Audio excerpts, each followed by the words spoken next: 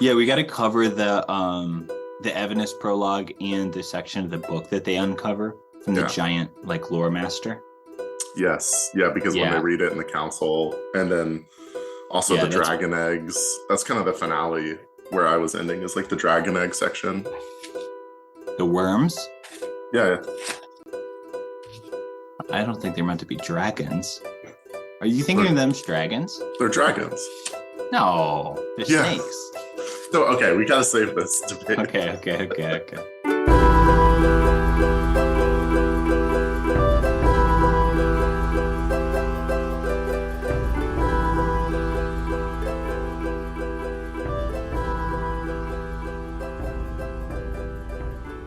Okay, so what's the point of our show? Like, what is our synopsis? Yeah, I feel like we should have to say something about like what the show's going to be. Yeah, it's a fantasy read-along podcast. Yeah, hopefully with a focus on like some series that haven't been super discussed in the Podsphere before. Yeah, not to if you say Podsphere though, I'll cancel this myself. What about a fantasy read-through podcast where we talk about books we like and books that people haven't covered as much? Yeah, and with particular focus on Michael Moorcock. And wait, what was the... Jack Harlan. Kern Gerbler. Kurt Gerbler. Dude, I can't wait to fucking read that book. Dude, I don't even know which book that is. Oh, is that the one that you want to read called The Face? Yeah, it's The Face. No, it's The Face Part 5, I think. Or no, The Face is the 5th installment of a 7-part series. Jumping into book 5. Yeah, they said it's gonna be good. They said it's fine. It's gonna be good. We have the Sword trilogy. I've been looking at that one. The Sword one looks pretty good. I think the Sword trilogy, I read like the first 10-15 pages, and like it wasn't funny. It just wasn't very enjoyable. So I don't know if that's gonna be a great topic for the show, but yeah, because it can't be both bad and dense. It has to be like a thrill a minute trope. No, dude, it was weirdly dense. It was like hard to follow. Yeah, it can't be the worst of both worlds. It was this guy who he was tasked with like making a clay vessel to hold his son's soul, and if he fucked up, the consequences were that his son would be not as good of a potter as he was. The stakes are high. It was like incredibly low stakes. It's like your son could still be a potter. He would just be okay though. Like a modern American, like millennial stakes. Like it really he's not is. Going to get into a tier 1 liberal arts university. He's going to have to go to Northwestern instead of Cornell. So real. Okay. Yeah. Welcome to Book 2 is Better, a podcast where we read books that we like and books that aren't covered as much. I'm your host, Travis Fox. And I'm Avery, a co-host. Welcome to the show, Avery. Welcome to our first episode. How you doing? It feels good. It's been a long time coming. Good. We've been waiting for this. We've been eager. We've been shopping. It's been an unofficial book club. I feel like we've been unofficially doing this for, how long has it been? 2 years, maybe? It's been 2 years, ever since I asked you what I should read after Harry Potter, and you fucked my life up. Yes.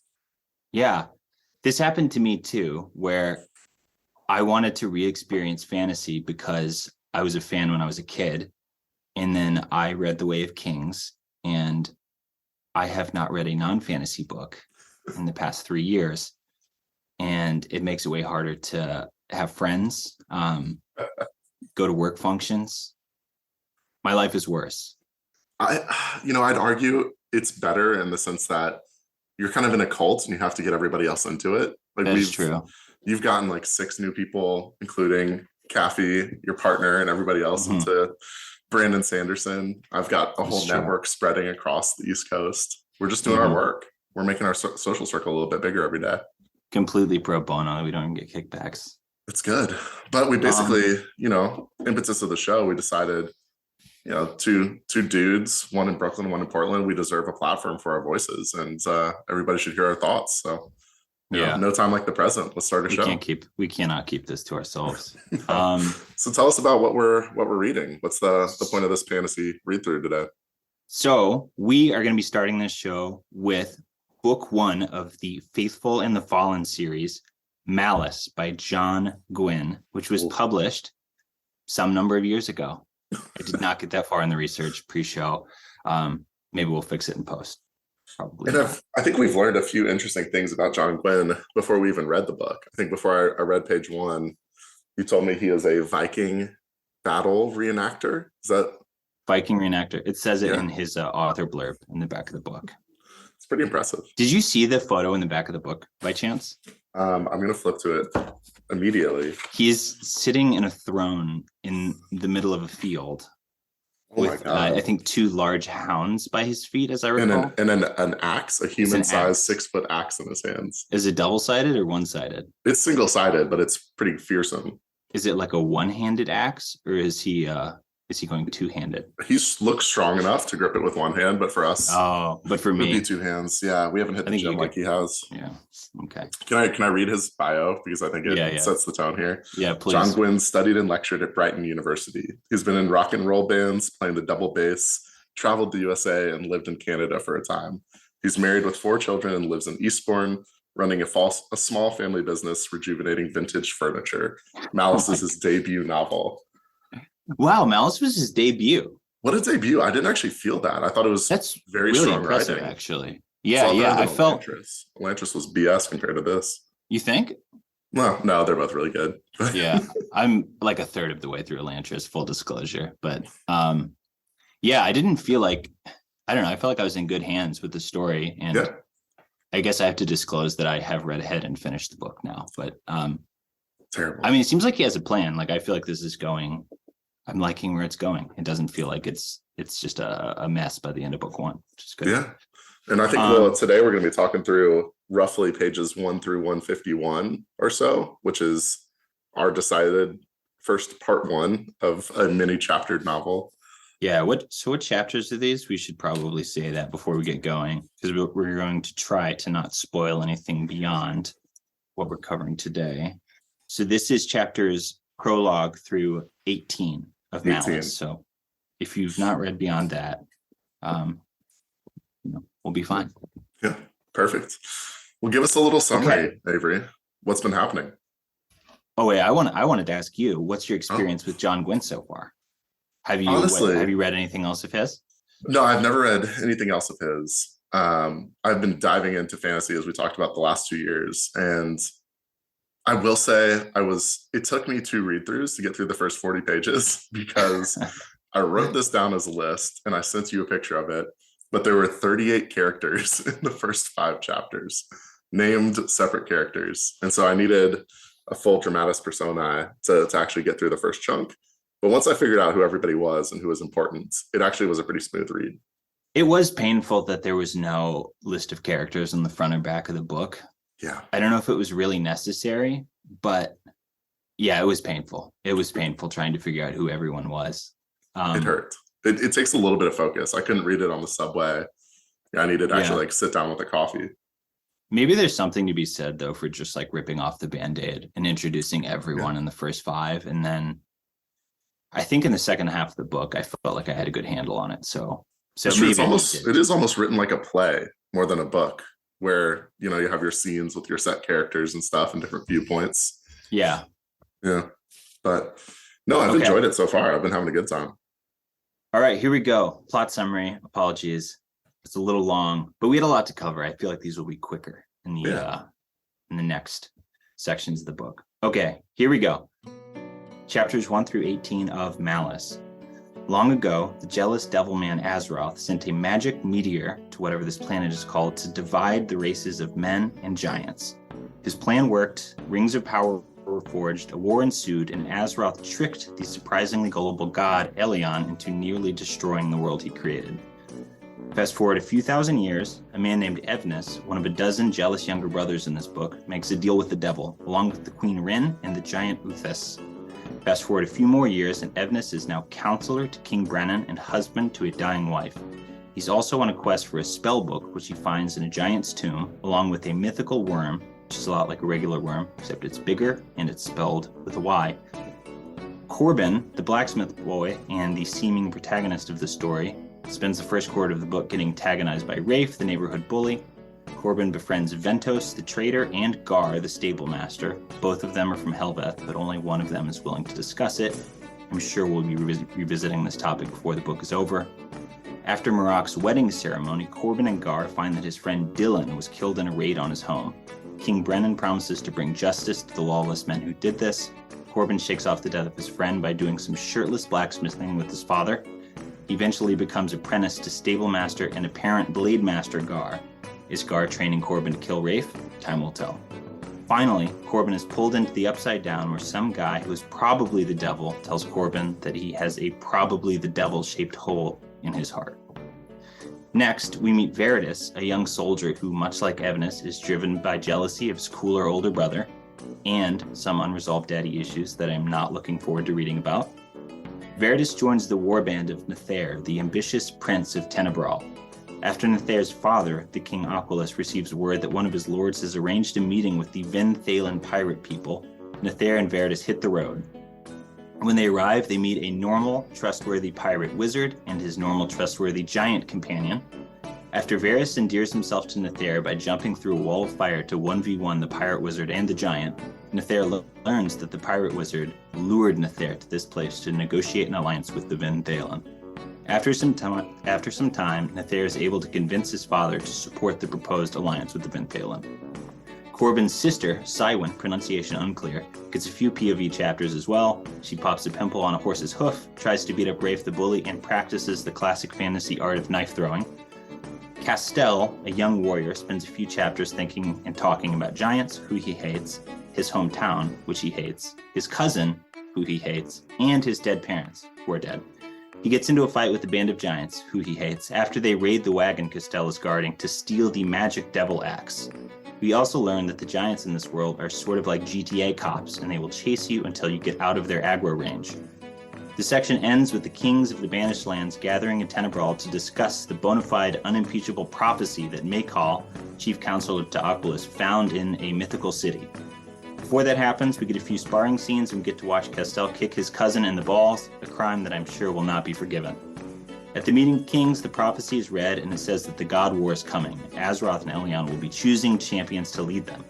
I wonder which of the main characters those champions will be. Can I just say bravo? That was long. Plot summary. While it was long, there was a lot to cover. We had to do the character intros. I feel like when we're hitting the plot points next time, it'll be quicker. It's the thing. Once you get to know our favorite cast of characters, it's a little bit easier because there's really like 8 main people I feel like to pay attention to in these first 150 or so pages. But also, I'm impressed. You're a natural born writer. That's pretty solid. There we go. Covered it. Okay, let's start at the beginning. Let's start with Evnus in the Enchanted Forest, selling the soul to the devil. Thoughts? Yeah, it's how many fantasy tropes can we fit in the first 2.5 pages of a book? I'm excited. Oh my gosh. We already ticked off. We have the jealous younger brother. Yes. We have making a deal with gods that have a bone to pick with other gods that haven't been around the earth for, hundreds or thousands of years. We have an evil witch in a cauldron. The cauldron is huge. I really liked the cauldron. Yeah, they put a dude in it. They put some dude's bones in there, but he was I want to know if we'll find out who that guy is or if he was important in any way. It kind of felt like he was lackey number 37, Yeah, he's just like farm boy who got burned. Yeah. That was in the back of my mind. I'm not really expecting it to come up, but I'm open to that. Like, we find out that it was some person of huge significance later. Yeah, and they have some great revenge plot that murders him, and it's a total aside from the normal plot. It's actually the most important thing in the book. We have, I think, important cast and crew there. We have evil lady. Is her name Ren? Is that Queen Ren? Yes. So she wants to usurp and take over the world, basically. Yeah, I don't know that we know much about what she wants other than just like capital P power. Is that what she wants? Yeah. Always. I mean, it seems like what Evnus wants too, right? He's like bitter about his station in life and wants more. Yeah. It seems like his is a little bit more immediate and less strategic. It's more just, I'm mad that I'm not getting paid attention to, and so I want to be a big boy. Whereas hers is probably pretty well thought out. It seems like she's kind of the mastermind behind this. Yeah. And I mean, he seems to be like, he knows that he's making a deal with the devil, right? Like, he's comfortable with evil. Do you ever really know how evil's going to be until it Yeah, I becomes and wonder. fucks your day Yeah. up? Yeah, I wonder if he'll like come to have regrets about this, or if he's like, I'm an evil dude. I was willing to do this. This works for me. I think he's definitely gonna have regrets. He seems like a Yeah. very human figure. You Yeah. know, he's driven out of jealousy and some sort of love. And but one Yeah. thing I will say is evil seems pretty fucking evil. Like that guy Yeah. was real happy to be back on Earth. Oh yeah, yeah, yeah. I think there's like, it didn't feel like a shade of gray. Like we're going to come to sympathize with this guy. I feel like he just fully is the devil. But Absolutely. And what we learn in the prologue before Evnus gets his newfound powers, which are kind of undefined. It's there's not really an immediate response, but yeah, TBD. This is like a eons old god feud where the boy that he just let out of his cage is gonna absolutely betray everybody and try to destroy humanity as we know it. So a lot of foreboding. Yeah, the stakes are high. Yeah, stakes are high. The stakes are high. We should cover the sort of like background lore that we got. And I think it was the writing of I'm assuming dead giant. Yeah. The giants also weirdly seem like scholars in this book. I like that. They're kind of like the lore masters, and they have all the old tablets and figures that you need for god power. Yeah. But it and basically lived for thousands of years, I think. We get that, right? Because he said he's been on the earth since. Yeah. Yeah, and then I thought the origin story was like very biblical, right? It felt like it. There's kind of, you have your main good doer who creates the world. He's got a wifey, and he's also got a buddy, and the buddy kind of falls from grace. He had like a lady figure. Yeah. Really? Yeah. I don't remember that. Elion? Or is that the good guy? Elion is the god. There's somebody as in far there. As I recall. Well, that's okay.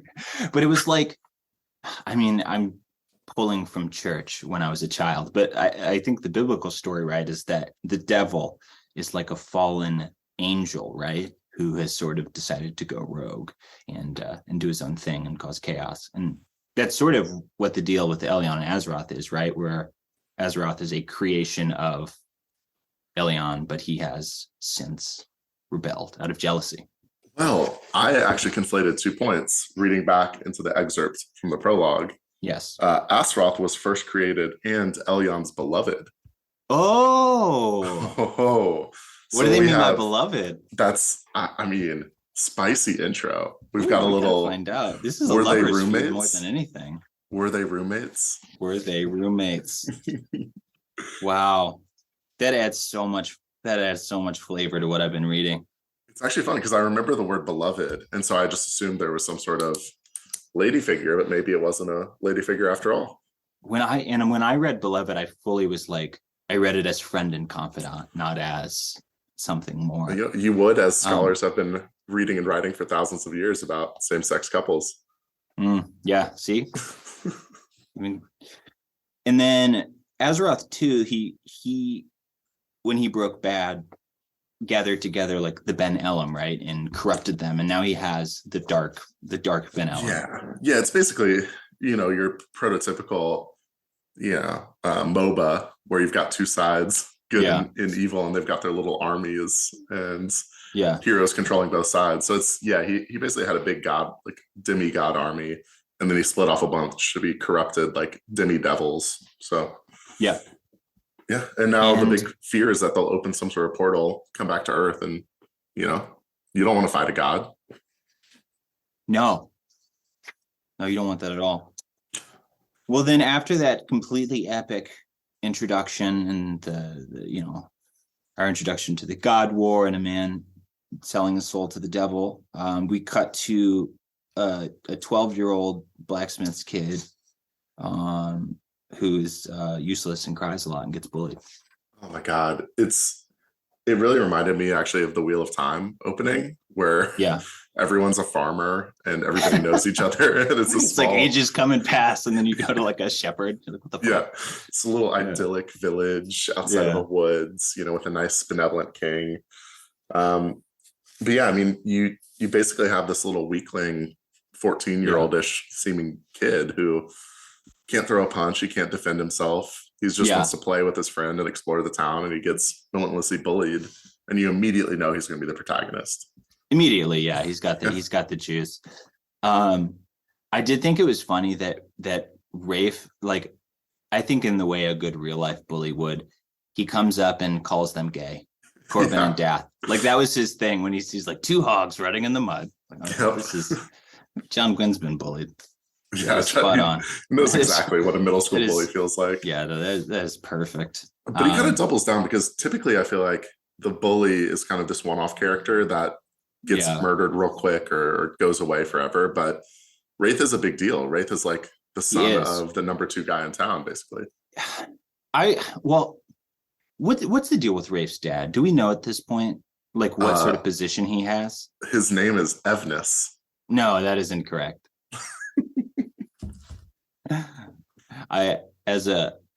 Having completed the book, I have to stop you.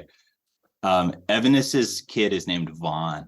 Oh, that's right. He's the other bully. Rafe's dad is the Houndmaster. And this is right. Yeah. So Rafe's dad is the Houndmaster, and I think like their social station is not too different, like Rafe's and Corbin's. I think, his dad's the blacksmith, Rafe's dad is the Houndmaster. I think they're both certainly not nobles or landowners or anything. So he's just your commonplace bully. Yeah. Like, this is important. This is why you got to write down 38 characters in the first 5 chapters. Yeah, they blend together. This is tough. But I had the same thought too, because I recall like flipping back pages to see what Rafe's deal was, because the way he acts is so typical of a snobby sort of lordling character. I was expecting him to be associated with the king, but was not. Yeah, and we kind of quickly find out that Corbin's main motivation is to become the master swordsman, the fighter, the warrior for the empire. All the things the teenage boy really wants to do. Yeah, I did think, like, I generally enjoyed Corbin's chapters, but I think when I look back on them, if there's anything that felt a little bit clumsy, it's that he has this initial encounter with Rafe where he sort of like cries and isn't able to throw a punch or fight back. But then everything we see from Corbin after that, he kind of is a badass. Like, he's a pretty tough kid who's willing to scrap. Like, if that's supposed to be his arc, like going from like cowardice to bravery, the arc is resolved in like 5 chapters. But I will say, it was one of the first things I wrote down was just, there's no way this kid's going to be a master swordsman in 2 years, but he will. It's going to take like 6 months. Absolutely. Yeah. The classic training arc over like 2 weeks with some old dude, and he's going to be perfect. No, we're going to get the anime scene like soon where everyone watches him with like mouths open. Like, he is so powerful. What happened? He couldn't even catch the training sword that the guy threw. His strength is unlike anything I've ever seen. Yeah.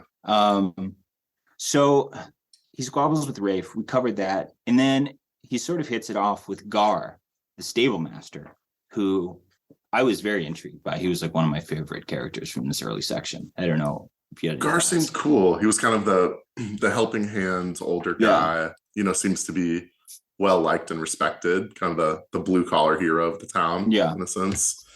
And he just seemed kind of that kindly old man that's going to have your back. Yeah, there's an interesting scene where Gar runs into the trader Ventus, who sells Corbin those his dueling swords. And they're both supposed to be from this place called Helveth, which is on the map. And Vento starts asking Gar, "Oh, I'm from Helveth too. What part are you from?"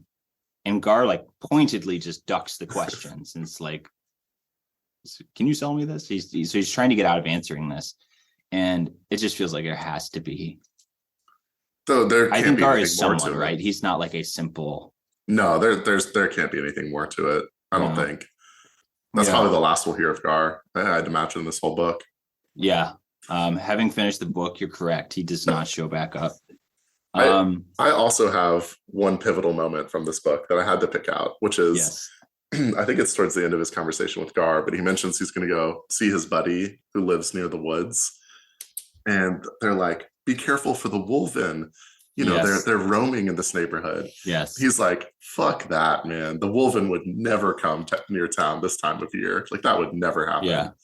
There's no way the wolven don't show up in like 4 minutes and just eat this kid in the woods. I like that prediction. Let's see how that pays off later in the book. I'm spoiling future content, but I like that his mythical creatures are just like slightly misspelled versions of normal creatures.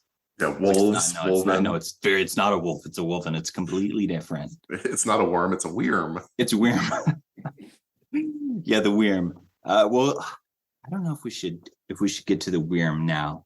So wait, I want to finish off with Gar.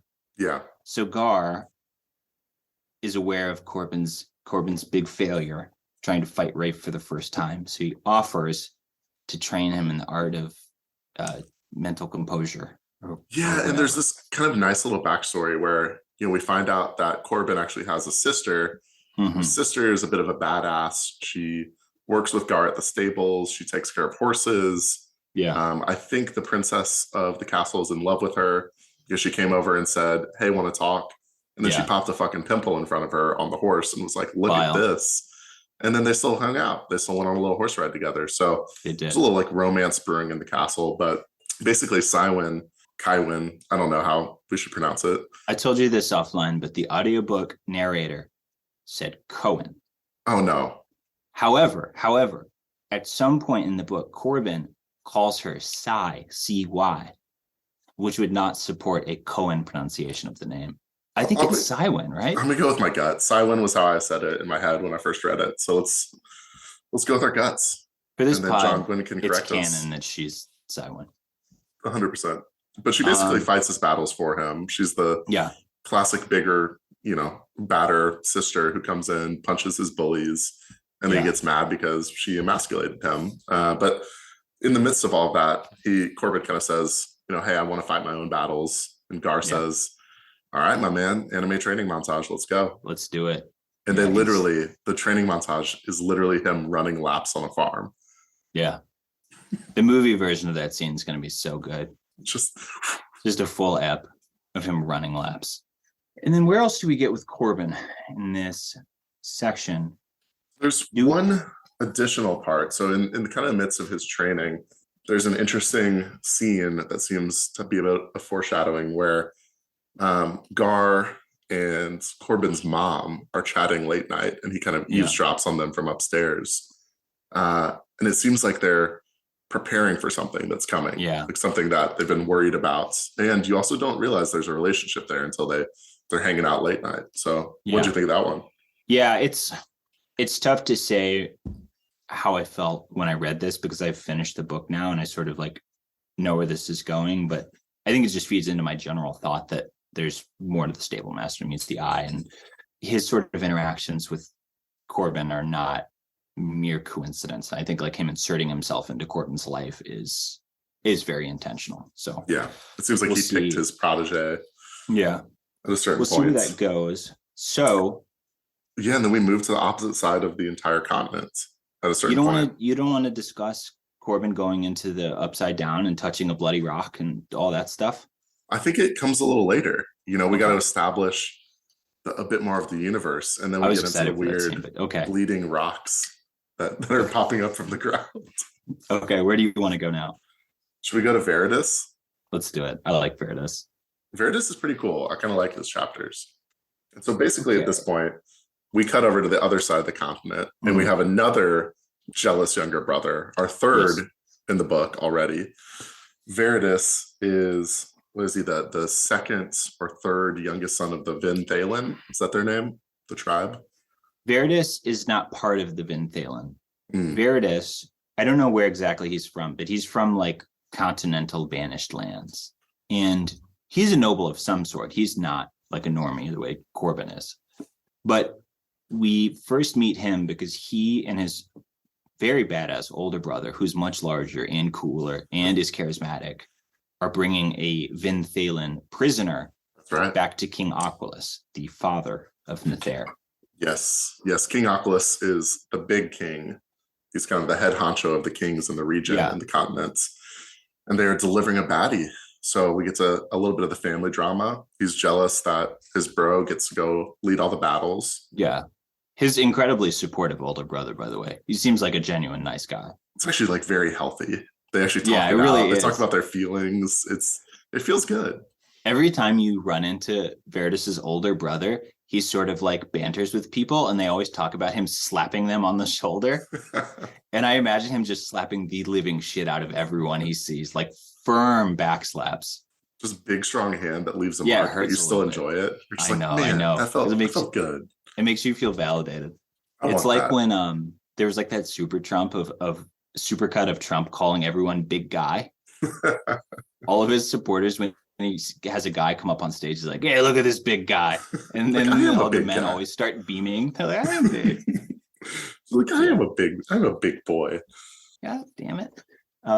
So they bring this prisoner in front of the King of Kings, and he has a tip. In exchange for his life, he says that the Vinthalen are going to be meeting with one of your underlings, one of your lords or whatever, behind your back, and that's my tip. So long story short, Nether ends up going to investigate this tip, and Veritas goes along as a member of his newly formed war band.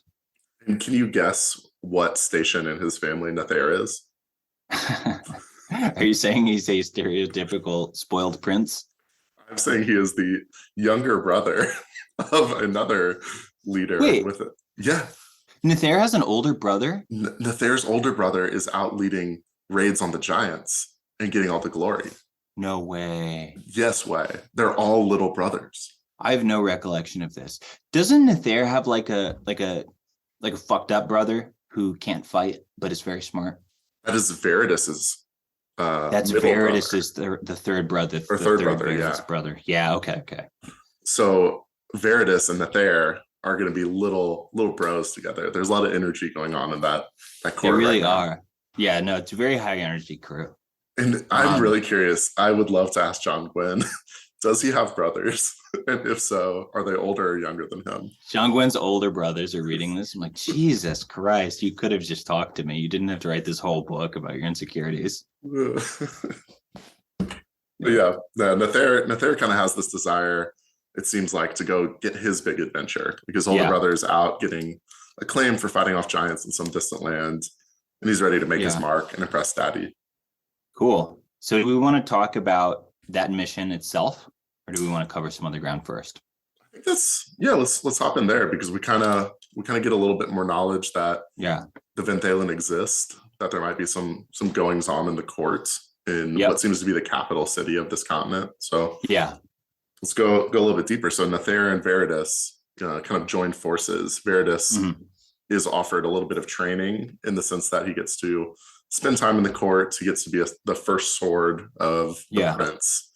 And that's a bit of his kind of comeuppance, his Bildungsroman, if it will. Yeah. And I did like that. That was sort of cool that his older brother sort of hooked him up with that. Because I guess Aquilus sort of was responsible for his older brother's training as well. Yeah, he said, nepotism. Can you? Yeah. Well, I love nepotism. That's great. I'd love to be a part of it someday. Yeah, it's just your classic internship, This is the Goldman internship for the wealthy people of the banished lands. Yeah. So they ride off and they're going to go intercept this meeting that's happening behind the king's back. So they go and they try. Well, when they arrive at this castle, the castle of whichever lord they're supposed to be sort of intercepting, there is an old, obviously wizard sitting by a fire, and they attempt to sneak up on him. He says, "I know you're there." So they just stand up and go to talk to him.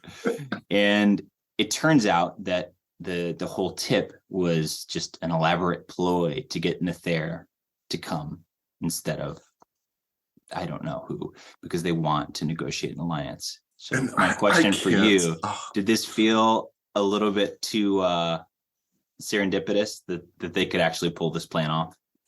Well, this is one thing that I noticed pretty quickly about John Gwynne's writing is that the man doesn't fuck around with subtlety too much, at least in this beginning stage.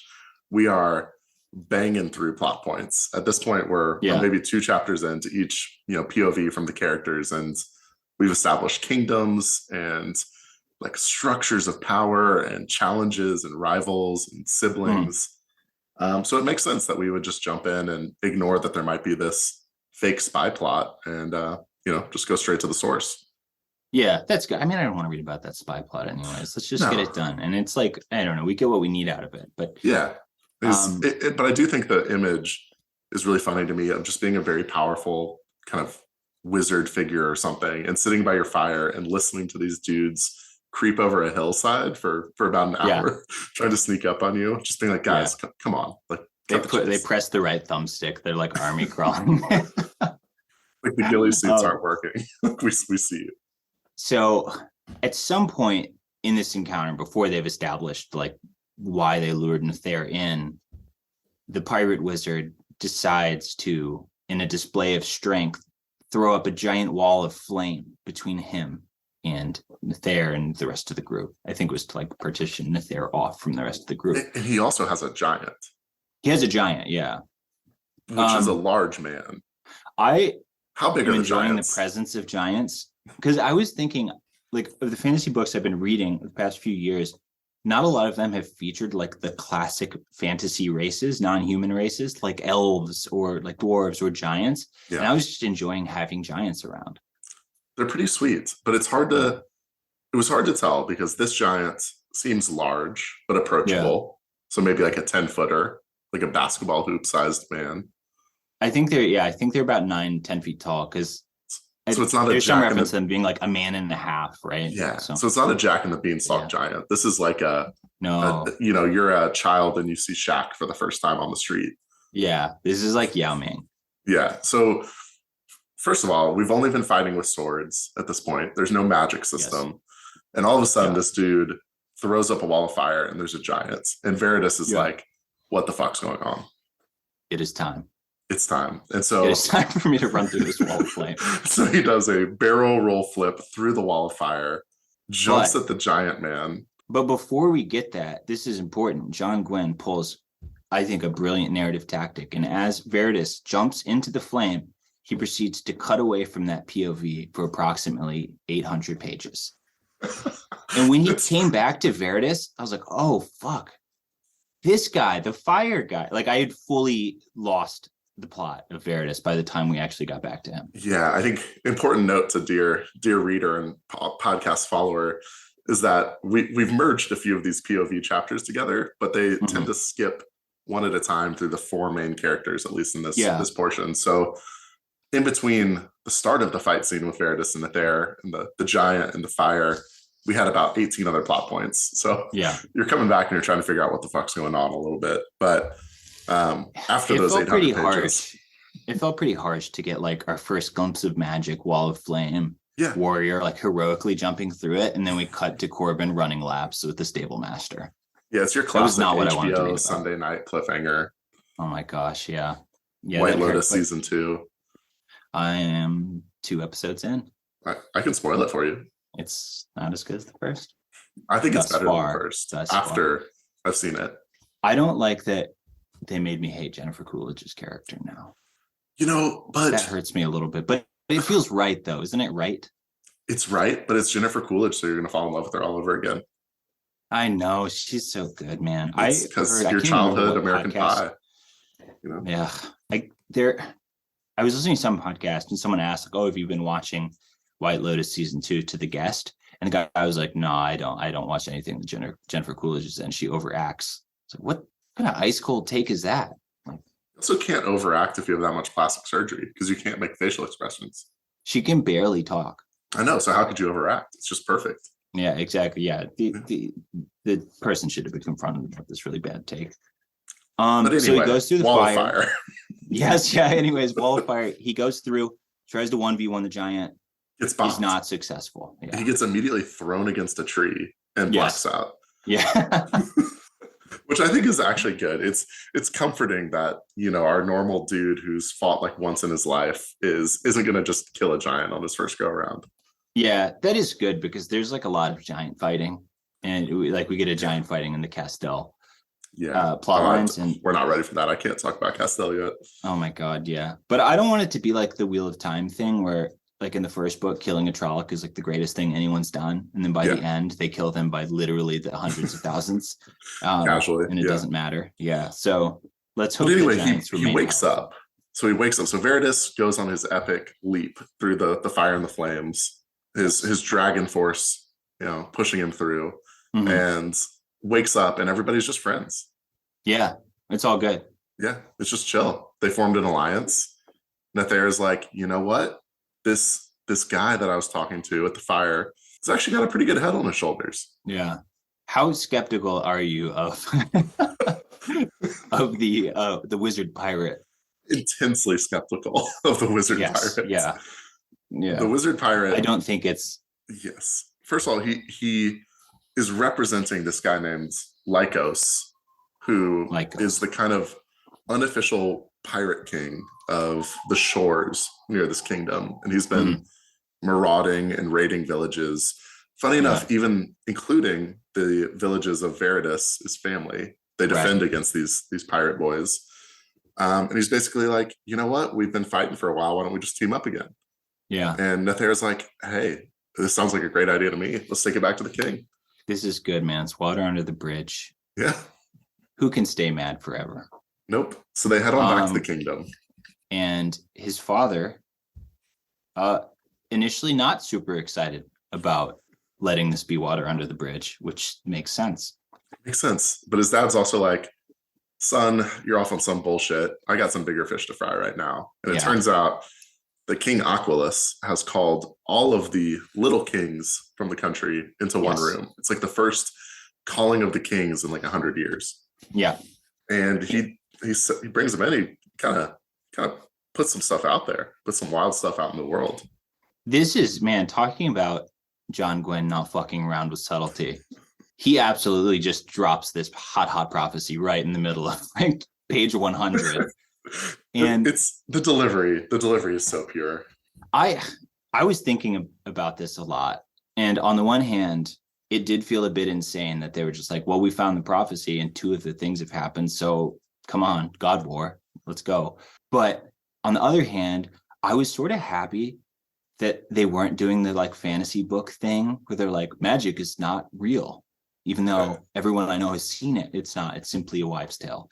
They're not fucking around with that at all. They live in a world with magic. There's like some skepticism, but not really. So I sort of liked that.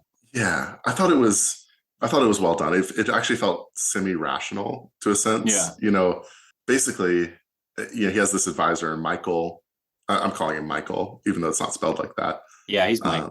And Big Mike has been on some adventures. Big Mike's been on some BS. He was apparently around when Nathair's mom was killed. So it's, there's certainly some budding rivalries there. But I've got some questions for Big Mike. I got some big cues for Mike. And all these kings are sitting in the room and they're like, what bullshit did you call us here about, King A? Yeah. And he's like, yo, Mike, pick up the mic.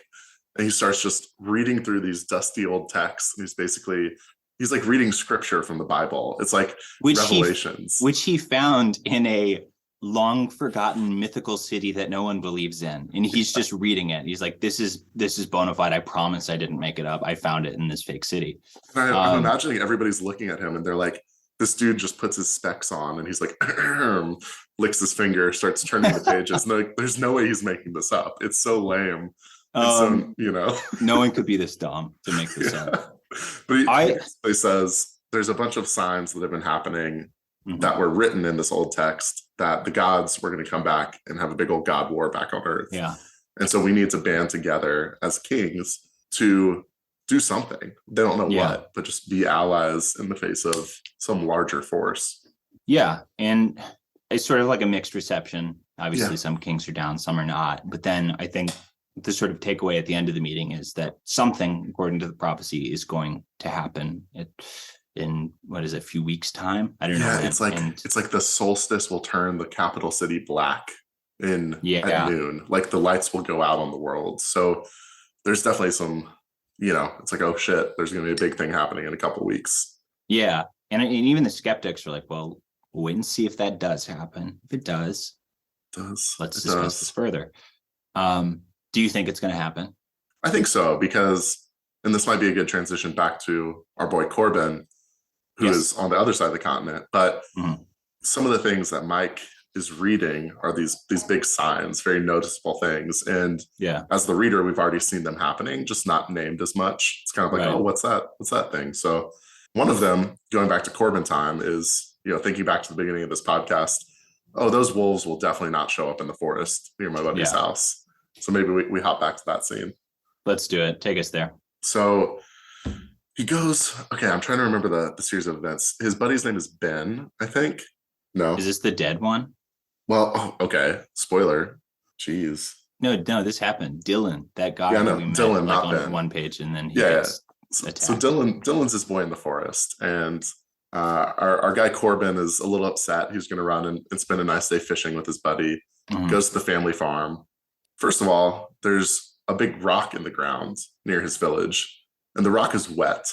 The giant stones. It's is that what they're called? Stone. It's a. Is it an? It's an oath stone. An oath stone. An oath stone. Yes. Isn't that from Stormlight? Oh, like Zeth was holding. I wrote oath stone down, so it might be an oath stone. No, you might be right. That's it. Oath stones, other world. That was in my brain, and I don't know where I got this. The oath stones, as we're going to call them now, it's just Stonehenge, but without the little top pieces. It's just columns. I kind of imagined kind of dilapidated columns in a field, but basically they're bleeding.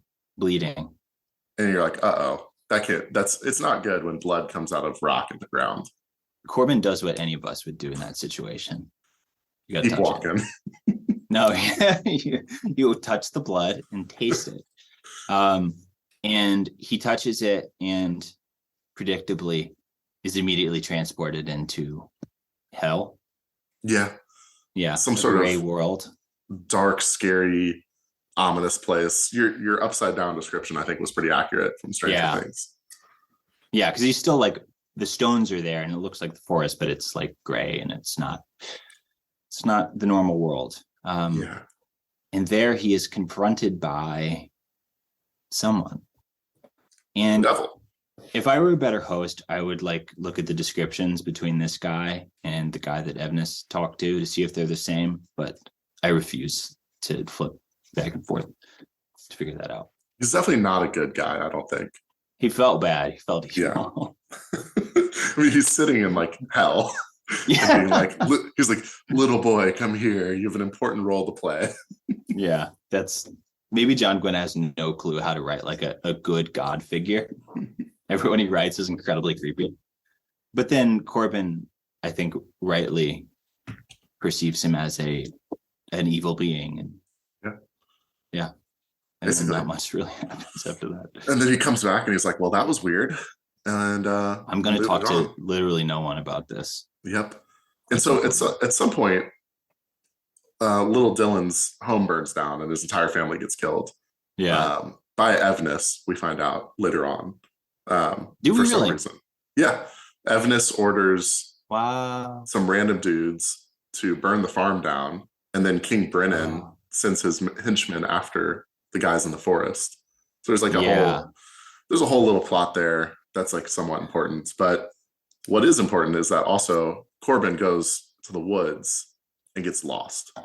Yes. And the reason he gets lost is because he loves his horse.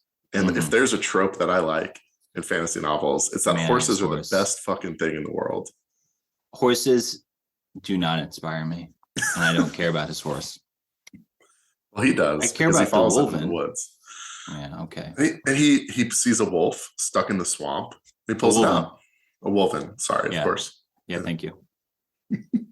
Was there a part of the scene with the wolven that made you a little weird? Made you feel a little funny? No. But that doesn't make me a bad person.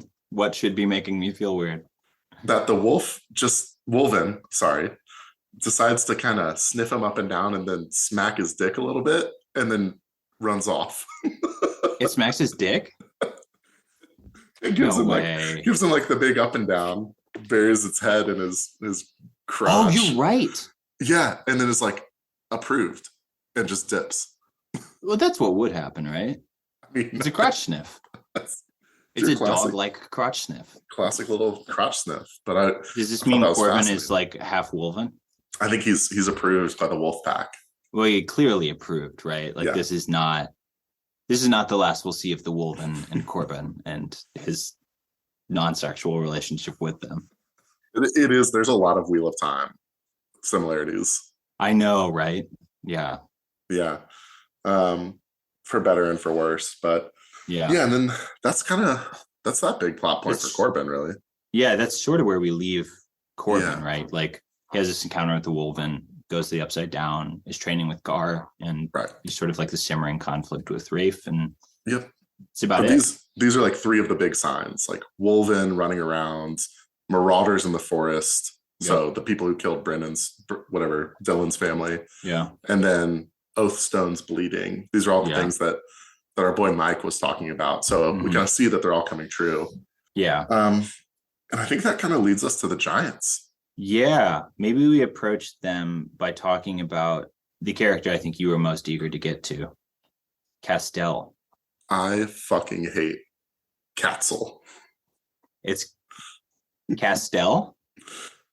I don't want to respect his name. He is budget annoying Verdus, is what he is. And we don't need him.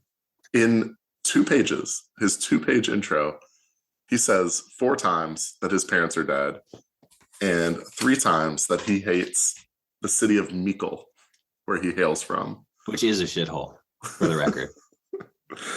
Basically, this guy cannot get a sentence out without being like, hey, I really hate my hometown. Did you hear my parents died?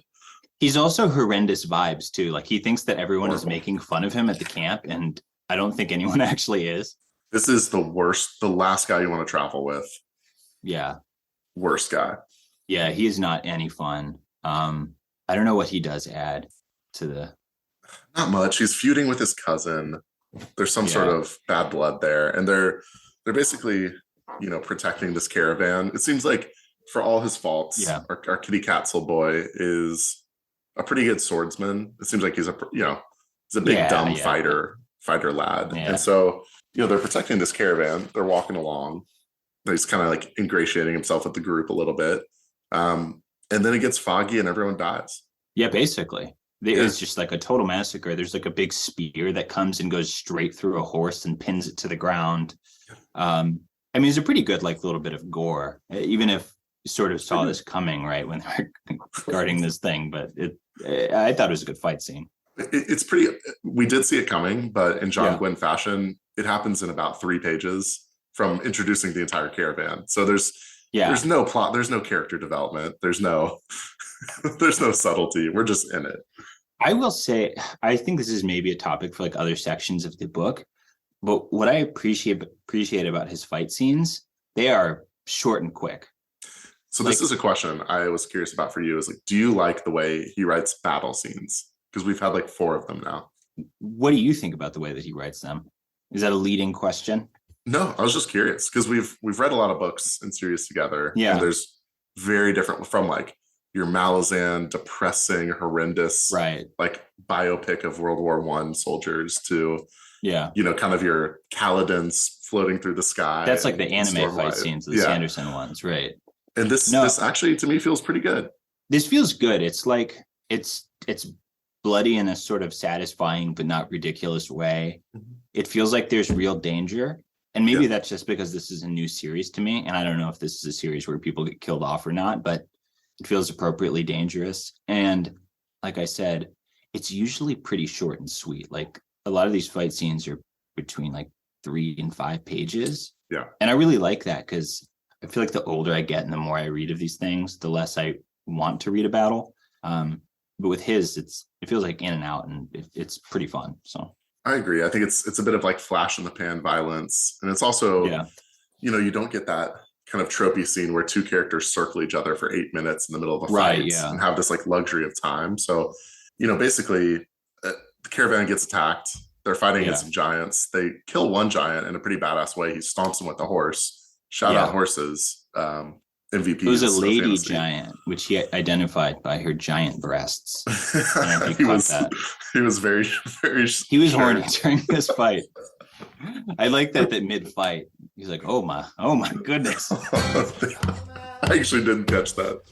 It's amazing. Yeah. Drop them out, let me see them titties. Gonna take a long look at those tiggle bitties. Areolas looking nice, nipples looking real pretty. Come on, let me get her at your boobs.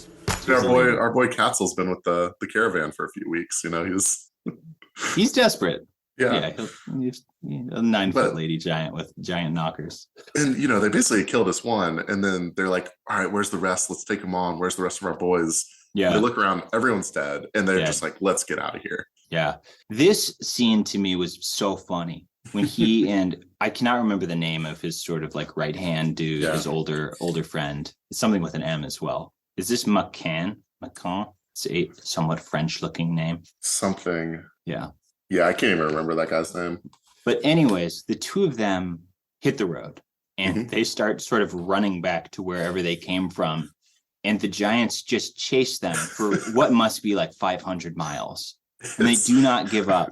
But they keep talking about like, well, if we just get to the border, they'll de-aggro and then they will turn back. So And they if they don't. chased you for 500 miles, they're not just going to stop because you got to the border of wherever you're going. Like they're going to go until they lose you. But Yeah, I guess that, anyways. it's very awesome. Like they're just they're on these horses, and they just have this little dust cloud following them all over the landscape, and you don't really realize it through the writing, but yeah, they've covered like almost a week of travel at a certain point. It's incredible. And they sleep in shifts for like a few hours here and there, let the horses rest, and then they just gotta keep running. Yeah. Horse dies, and then they're trying to get to the water, they're trying to lose them, and it feels like, I don't know if you've ever seen the anime Attack on Titan, but that is exactly how I imagine the giants, is like they kind of run with their arms waving like this. They look like if you put like a baby on a bunch of wires, like a marionette, and just ran it as fast as you could. That's what they look like. And so they don't escape the giants. They eventually decide it's just time. It's 2v20. We're taking on these giants. We're going to turn and fight. It's our last stand. Let's make it happen. And Castell's friend does try to sacrifice himself, but I think Castel, to his credit, decides to stand with him and fight and do the honorable thing. And you see, they're pretty badass guys. Like they aren't just wusses. Like his buddy throws a spear straight through a giant at the start of the fight, and then you hear the hooves, you hear the thundering behind you, and they're like, we're totally gonna die. Turns out the riders of Rohirrim are here to save the day. Yeah, and they do. And I think that's where we leave off Castell, at least for like notable POV chapters for him. But we have to talk about what the giants came there for. Exactly. They came for the Starstone fragments. The Starstone axe. Yes. I want to know more. What does it do? No. And so the crazy thing here is that I don't really understand how this all works, but there's Starstone meteor type things that flew into the earth and have the magic powers of Asfrost, or whatever his name is. Asfrost. Not the country in Triangle Strategy. Into the Triangle Strategy country, and the old giants and old, first men of the world carved the fragments into different tools that are imbued with some sort of magical power. And so this Starstone axe has been safeguarded by the kingdom that Catzel's from, and basically the giants stole it back after a couple hundred years. Seems bad. Seems like bad news. Yeah, and giants and men don't like each other. It struck me as odd that like we're in a world where King Aquilus can call a council and say like the God War's coming, and 70% of the room is like, that makes sense. Yeah, and you can kind of get the sense that everyone in their little countries has been fighting these mini god battles, and like, what is happening? But then you have like this Starstone axe, and people are like, I don't know, maybe it does something, and then they don't like treat it with much care or guard it very well. I feel like it should have been treated with a little more delicacy. Couple more guards, maybe. Something like that. Figure out what it does, put it to use. And then so the final sign, because the giants were one of the signs that Michael talked about, that the God War is coming. The final sign we get is Arrakis Dune, the giant sandworm. It returns. The worm. Yeah. Which is found by Evnis, who distracted the king by burning down Dylan's farm so that he wouldn't be home, so that he could go down to the crypts underneath the castle and find his worm boy. And he's there because he is looking for a spell book, a book of the earth power. I don't know what that's going to do. Yeah, I'm very excited to see what this does, what he learns from it. I just want like more of the magic in general. Like I want to know, do you just need the book? Do you just need to learn it? Can anyone learn it? What does it do? What's up with that mist? I don't know about that. And we don't know anything about magic yet. We just know some people can do it. There's some spell books, there's some gods. We haven't really explored the magic system yet. Yeah, not yet, but hopefully we'll get there. I feel like it'll come up. Yeah. And I guess Evnus, to his credit, if we're taking him at face value, does want the Earth Power book to help heal his wife. This is a tough one because you're not buying this explanation. No, I'm just not buying Evnus yet as a character. Like, here's this dude who sold his soul to the devil. Yeah. And part of the reason he sold his soul to the devil is that he was mad about the woman he was forced to marry for political reasons. Right. And now he is so in love with his wife that he's like potentially sacrificing his big evil plan to help save her, or he's giving up some of the capital P power that he's been after. Yeah. And I mean, I guess he is pretty human after all. But well, you've never seen someone sacrifice career obligations for their partner. I just don't understand that concept fundamentally. Yeah, no, I know it. He has to go talk to Azeroth. Like, listen, it's like I work in corporate law. God damn it. Unfortunately, I cannot relocate to hell. My wife, she has a job here, so you're gonna have to find a new one to mark. Yeah, and I'm sure the devil will be totally fine with that plan.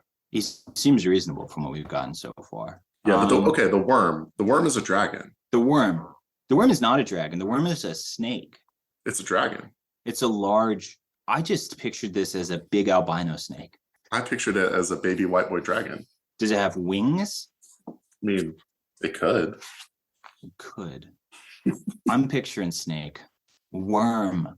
I mean, it's called a worm with a Y. It is called a worm. It is called a worm. But as we've established, wolven are totally different. The wolves are not the same at all. So this could have no relationship to an earthworm. He does call it a snake repeatedly, but I'm still going to operate under the assumption that it's a dragon until proven otherwise. When it fully grows out, when Corbin befriends a worm and rides it through Dunkerque to claim the spice for himself, to break the wheel of time and claim all the spice in the land. Yeah, but I think that's where it kind of leaves. We find the egg. Yes. And we're on to kind of is the end of the age of man and the beginning of the God War gonna come, and what happens to Corbin next, and will the truce between Nethair and his new pirate boys hold? It's kind of where this first chunk leaves us. Yeah, I for one think that they have ushered in a new era of peace with the pirate people, and God War's hoax. Yep. And most everything will be wrapped up by page 300 or so. Yeah, and hopefully we never hear from Catzel ever again. And that was just a one-off short story. And there's no book 2 either. No. Okay. So, wait. I've got so many questions for you. I got some dumb shit that we got to get into. Let's go. Okay, first, I want to talk about what is, in my opinion, the sexiest scene of the book, besides when Corbin got his dick touched by the wolf. Are you thinking what I'm thinking?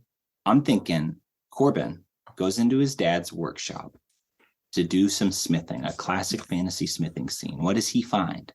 He finds his dad shirtless with an apron on, the smell of burnt hair hanging in the forge. What the fuck? Why does he not have his shirt on? It's and it hot. talks about but there's sparks flying everywhere and it's burning him. And he has a big leather apron on. You could have sleeves. It's singeing him. It's not burning him. It's singeing his hair. Yeah, but it's a few of those have to be getting through. Yeah, but you're a big blacksmith man, and He's you don't want to wear boy. Cloth is sacred. Cloth is expensive in whatever olden age we're in. He could just throw on some leather sleeves. That's all I'm leather? saying. You think we can afford leather? He has a leather apron. Yeah, but that's his job.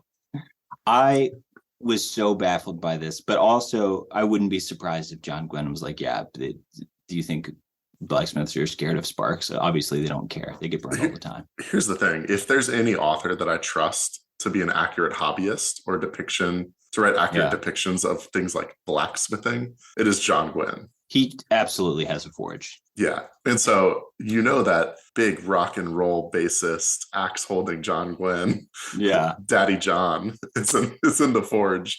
He carries with him the smell of burned hair wherever he goes. I'm sure his wife is a huge fan of his shirtless smithing. See, because I was going to put up for my nomination for sexiest scene of part 1, Cywin popping a horse pimple in front of her new girlfriend. Yes, that was good. And then committing a horse fraud afterwards. She did commit horse fraud, which was actually a pretty cool scene. I sort of like that too. It was a badass thing. But then after I finished the scene, I was like, oh, she just defrauded this horse salesman. Yeah. She stole from him. It was badass though. I do think that is like a fantasy trope of horse salesmen being like used car salesmen. Like they're constantly trying to sell you like lame, fucked up horses. So 100%. I think we're sort of relying on that to justify Cywin defrauding this guy. Yeah, what goes around comes around, you know? But yeah, she did absolutely pop and drain that pimple on the horse's hoof. You. Yeah. Princess didn't mind though. She's cool. No, she's into it. Yeah. I'm excited to spend more time with her. My question for you, favorite and least favorite or holistically ranked POVs? All right. As I said, I finished the book, so it is hard for me to put myself in the mind state of myself when I only finished these chapters. So I think at this point, I was probably most interested in Veritas, and then least interested, it would be Castell. Like genuinely, I would put him behind Cywin, who only got 1 or 2 chapters in this, because at least she has like some charisma. I like her, even if she's not as important as the other people right now. What about you? I agree with you on the bottom of my tiers. My double F failure tier is obviously the boy whose parents are dead, which I never want to hear from again. Get over it. And I think because at this point I'm lumping together all of the jealous little brothers, which is Evnus and Veritas and Corbin and their POVs. I'm putting Cywin number 1. Badass older sister, horse defrauder, puncher of bullies. Yeah. Lover of princesses. She's got the highest hit rate. She's barely in the story, and here we've spent 10 minutes discussing. Yeah, she's great. Yeah. So that's where I'm at least after part 1. Yeah. And I mean, I'm pro Corbin too. It's not like, I mean, I've enjoyed it thus far. I don't know. What are your feelings about this first kind of roughly quarter of the book? I'm a solid 7.9 to 8.1. Yeah. It's definitely piquing my interest. There's some tropes, trope alert, ding ding ding. Yeah. You know. And again, the character count is aggressive for the start of a book. Yeah. But I had fun, and I thought the writing was actually quite nice, and the pacing was really good. Yeah, the writing was better. I expected the writing to be worse. Me too. I felt like 1 in every 100 sentences there was an absolute stinker. But I mean, they can't all be winners. But yeah, it felt like very professional. Did what it needed to do. I liked it. And yeah, definitely intrigued. I mean, we left off here obviously because it's the end of the council scene, and it's a good cliffhanger. Sort of. Now we get to see if the eclipse occurs or not. So. I'm excited. Big prediction. Yeah. Haven't finished the book. I should not make any. So I'll make a prediction. This is on you. Well, I think my obvious prediction, Corbin is going to be the champion in the humanity's fight against the God War. However Impossible. That looks. You think the main character of the story is going to be the champion of the light? You know, I don't. Who's the champion of the dark going to be? I think that's the real question. The champion of the dark is going to be Veritas. Nice. My prediction for that. See, I had both sides for you. I was ready. I wasn't just going basic boy protagonist, big dumb Brayden punching the bad guys. Veritas, if we remember, his country and villages get raided by the Von Trimbles or whatever they are all the time. And Nethair, those guys. And Nethair just befriended them against the wishes of his father, king. I believe that when the Vin Thalen betray Nethair, Nethair, may also, I don't know, something crazy is going to happen there. But basically, Veritas is going to say, you know what? Fuck this empire. They're supporting the people that killed my family. I also think his family is going to get killed by the Vin Thalen, and this is going to be his revenge plot. And he will fight against the kingdom. With the devil. Yes. Yeah. All right. Well, what about Evnus? Wouldn't he be the sort of Vegas betting favorite? No, he's retired to spend time with his wife. He's retired. Yeah, he does love his wife too much to continue serving the devil. So yes, it's likely he doesn't show back up in this book, I think. Yeah, his corporate overlords had a change of heart, and they've allowed him to take some paid PTO. I will say that Brennan seems like a good guy king, except for this one weird scene where Evness is like, can I take 5 days of PTO to save my wife? And he's like, actually, no. Why would you want to take time off to do something so trivial as saving your wife's life? That was insanely callous. I actually agree with that because yeah, on the surface, right, Brennan just thinks of Evness as his loyal advisor who served him for a decade now. And he's like, no, sorry, man, I got to the Capitol and my wife needs you around to be her advisor. So no, fuck your wife.